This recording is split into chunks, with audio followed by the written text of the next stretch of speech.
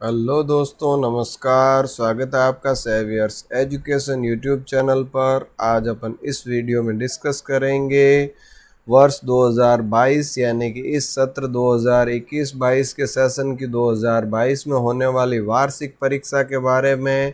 जैसा कि आप सभी को विदित है कि भाई कोरोना महामारी के कारण हमारा जुलाई और अगस्त 2 महीनों में स्कूल बंद रहा, जिसके कारण नियमित रूप से पढ़ाई नहीं हो पाई। इसी के कारण माध्यमिक शिक्षा बोर्ड राजस्थान ने आपके सिलेबस में लगभग 30% की कटौती की है, 30% पाठ्यक्रम कम हुआ है। तो उसी के बारे में चर्चा करेंगे कि भाई कौन सा पाठ्यक्रम में कौन कौन से टॉपिक हटे हैं, क्या क्या हमें पढ़ना है, क्या नहीं पढ़ना है। ये जानने के लिए बने रहिए इस वीडियो के अंत तक। और अगर आप चैनल पर नए हैं, चैनल को अभी सब्सक्राइब नहीं किया है तो सब्सक्राइब कर दीजिएगा, बेल आइकन को प्रेस कर दीजिएगा ताकि लेटेस्ट वीडियो नोटिफिकेशन आपको मिलते रहें।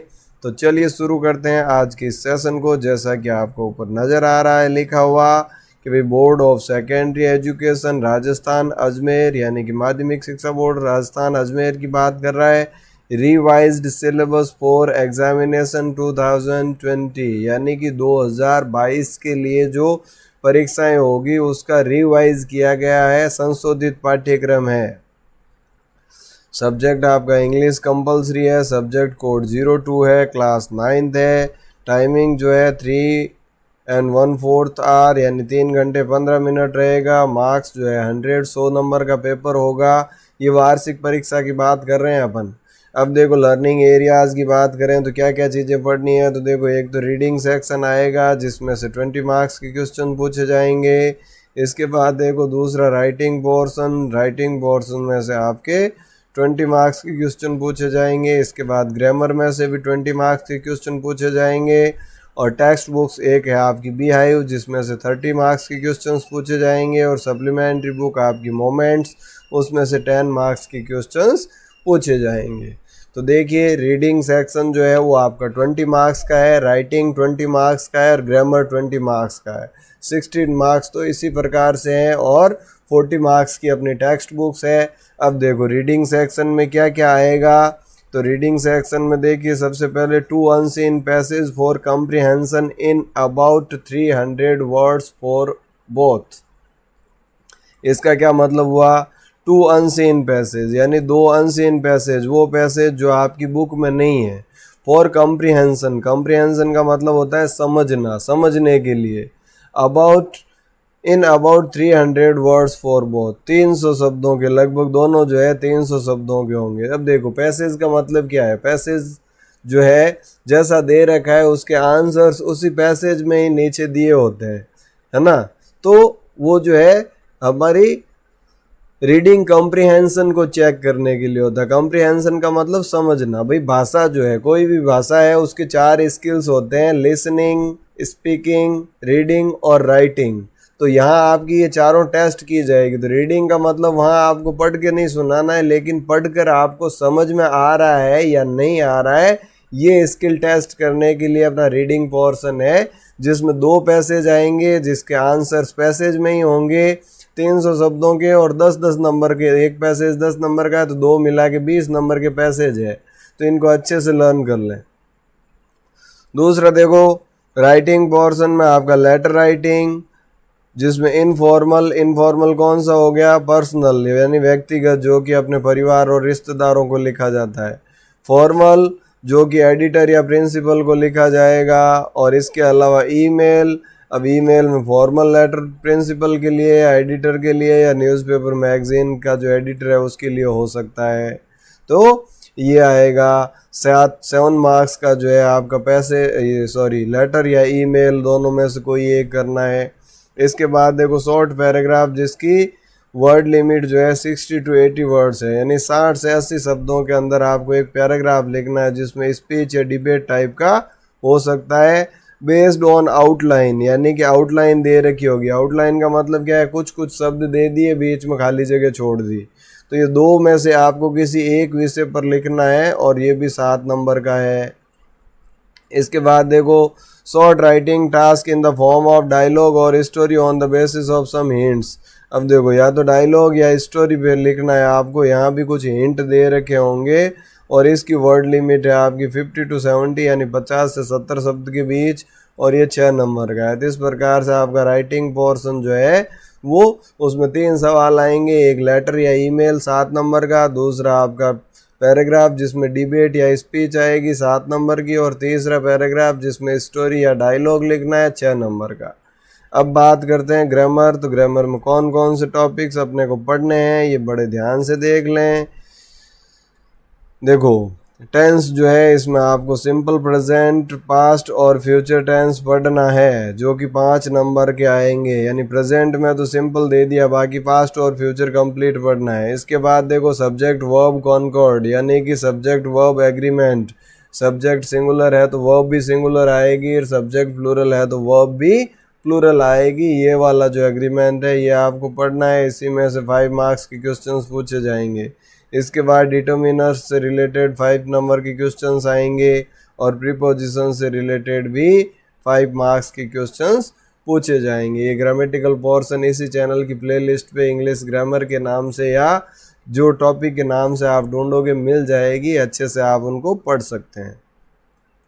अब बात करते हैं देखो टेक्स्ट बुक सप्लीमेंट्री रीडर, जिसमें कि प्रोज है आपका बिहाइव नाम की जो बुक है वो 30 नंबर की है। तो उसमें से क्या क्या आएगा देखो, पहला 1 passage from the text book for comprehension. अब 200 शब्दों का एक पैसेज आएगा। यहाँ भी क्या है कि भी कॉम्प्रिहेंशन समझ के लिए, जिसमें कॉम्प्रिहेंशन क्वेश्चन होंगे, लेक्सिकल आइटम भी हो सकते हैं 10 नंबर के, ठीक है। इसके बाद देखो 2 short answer type questions out of 4, 4 में से 2 जो है लघु उत्तरात्मक प्रश्न होंगे, जिसकी शब्द सीमा 30 शब्द प्रत्येक प्रश्न की, 5 नंबर की। इसके बाद एक बड़ा क्वेश्चन आएगा लॉन्ग आंसर टाइप क्वेश्चन, जिसकी वर्ड लिमिट 80 वर्ड्स है और 5 मार्क्स का होगा।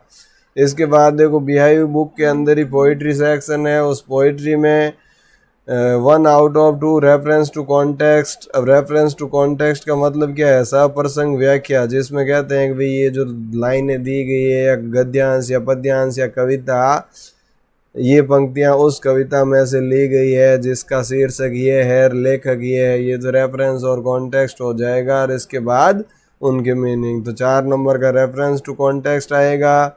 इसके बाद देखो 2 out of 3 short answer type questions on interpretation of the theme and ideas of the prescribed poem. Poem के अंदर जो 3 प्रश्न ऐसे दिए होंगे जिनमें से 2 आपको करने हैं, जिसमें कविता की विषय वस्तु क्या है या कौन सा मैसेज देने का प्रयास किया है, इससे संबंधित प्रश्न पूछे जाएंगे। अब आपकी नेक्स्ट बुक जिसका कि टाइटल है मोमेंट्स, तो उसके बारे में चर्चा कर लेते हैं कि भाई उसमें क्या क्या पूछा जाएगा।